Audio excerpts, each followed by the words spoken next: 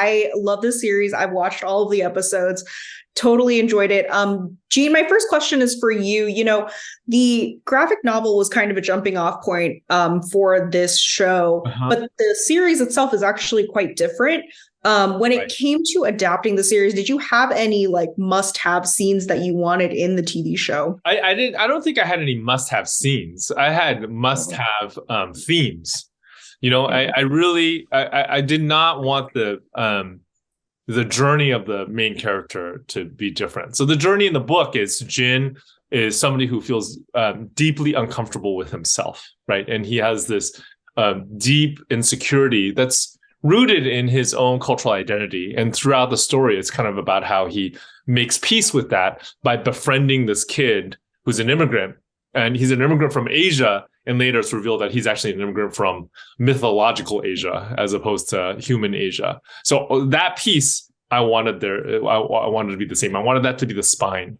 And as long as that spine was kept, I mean, it's just about trusting the people that you're working with, right? And I think we just really trusted Kelvin Yu to run with it. And I think he's now that I've really gotten to know him and gotten to see how he works, I've come to really admire him, both as a person and as a storyteller. I think he's just brilliant. Yeah, for sure. I mean, I think one of the biggest changes that I noticed was the change of Ke Quan's character, which is Freddy Wong now in the TV show. And Melvin, I wanted to talk to you a little bit about that and why you guys made that change and the thought process behind that character. Well, I think, the cousin character in the book that Gene has always been a little bit controversial, right? And he can speak to this better, but it was his hesitation about adapting the thing was connected to that. So, in our conversations, the three of us about the adaptation of this, one of the things was early on we decided we were going to move it into 2023 versus the vague 80s, 90s that the book took place in. And I think Kelvin found a really great way to do something that was really timely as well as kind of brilliant in terms of encapsulating, these stereotypes and tropes that like Gene and I sort of grew up watching, right? Like it's been a big source of conflict for me, just like I'm a huge fan of John Hughes and John Hughes movies, but he's got Long Duck Dong, which is not great, right? And, you culminate that with just like,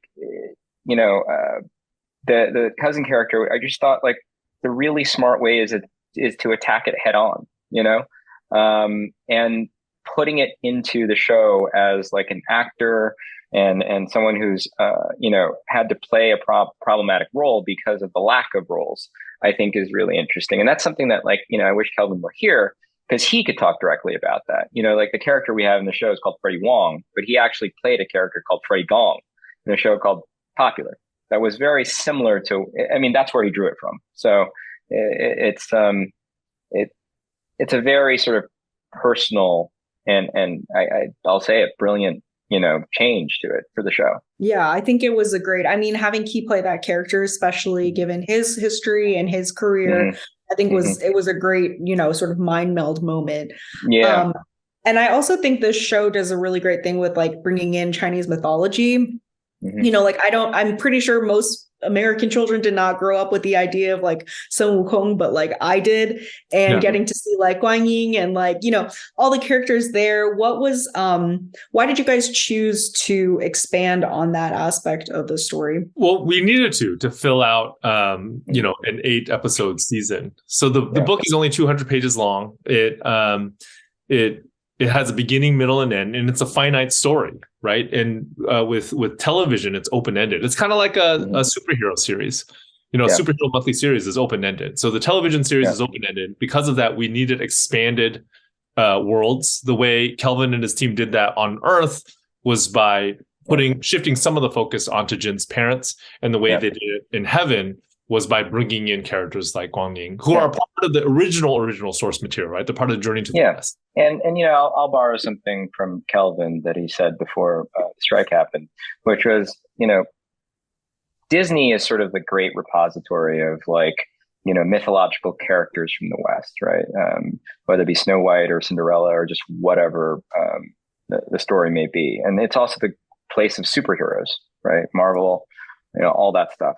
And we thought it would be a really good thing to do here at Disney to bring forward Eastern mythological characters. Like you just said it.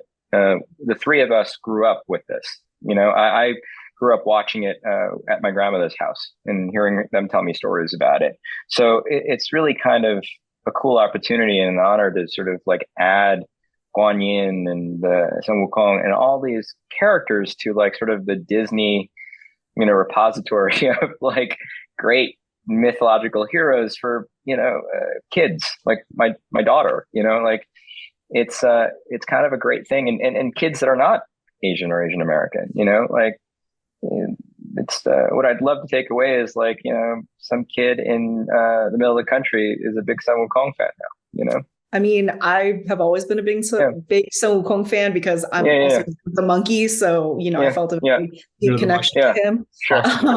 But, I just touching on that, I also was surprised by how much Mandarin was spoken in this show. I was kind of expecting, some peppered in, but it was very heavy Mandarin. And like, I speak Mandarin, so I could understand it all fine. But I was surprised. Can you talk about that decision and, why you guys chose to do that? We had lots of discussions early on about language, and especially about the early on, Kelvin wanted to do an episode that was set in Chinese heaven.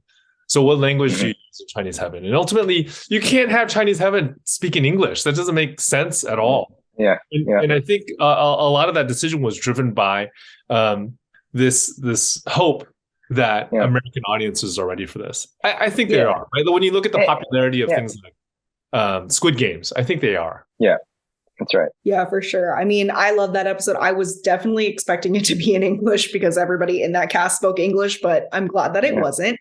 And I'm glad that everybody could speak like understandable Mandarin, which is sometimes a problem when I watch TV shows and, it's Cantonese and then it's Mandarin and they just say blanket Chinese. And just touching on the cast of this show, there are some big names, not just Michelle Yeoh, not just Ke Quan, but like James Hong, you've got Stephanie Hsu, you've got Ronnie Cheng coming in, and like, of course, Shin Han as Jin's dad. Can you talk about how you guys got these people to sign on to this project? Was it just like a no-brainer for them, or was there, what was the dialogue? Well, I mean, the endeavor was to sort of make or build the Asian American All-Star game. Both behind and in front of the camera. And, it starts out with really good material, starting with Gene, then to Kelvin. And then you add Destin, who just picks up the phone and calls Michelle, And then, after that, I call Ke Quan and call Daniel Wu. And they all talk. And everybody it's like a dominoes start falling, And you call Ronnie, who is a good friend of mine. And one after the other, people show up, when the material is good. So, hats off to both Gene and Kelvin here. Yeah, definitely. I mean, Melvin's underselling his role. Melvin has his way of making things happen that I still have not quite figured out. He'll call me and be like, Michelle Yeoh is part of it. And I'll be like, what? What's going on? And he'll be like, I got Destin Crenn to read it. I think he's gonna sign on. What? Yeah, that happened over and over again for the last 2 years. I would love to be able to pick up the phone and just Yeah, I would love to be able to pick up the phone and call her and just have her be part of anything. I mean, that would be amazing. Right.